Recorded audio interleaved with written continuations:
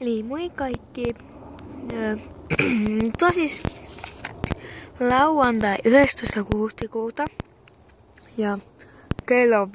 Mä oon täällä ulkona. Ja oikeastaan ihan älyttömän lämmin.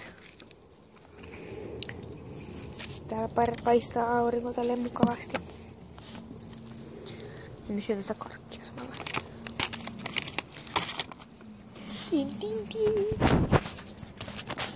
Mutta se on aika vähän. Mä pelottaa tässä, koska sellaiset rauhat mä pelkään, että minä tipahdan tänne. Eli vaihtaan paikkaa.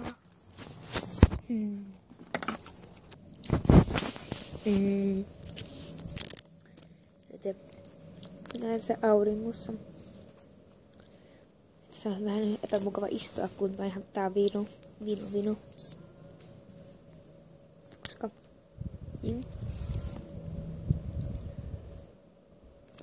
Au. Onko jotenkin outo ääni tuolla?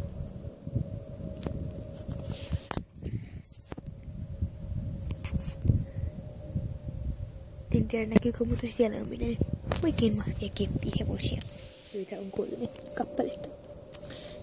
Minä ja mun äiti ollaan yksin kotona, koska iskä ja sitten isoveli on Lekekospelissä ja sitten mun pikkusisko on sen kaverilla, joten mut tulee tänään jossain vaiheessa takas kotiin. Mutta kestää se. Minäksä otetaan kesällä, mutta mä oon nyt lopettaa tämän videon tähän, koska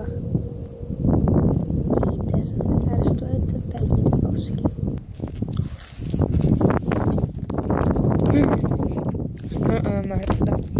Tää meni pausille. Ja painoista. Tää 2 sekuntia sen jälkeen. Moikka. Moikka. Moikka. Moikka. Moikka. Moikka.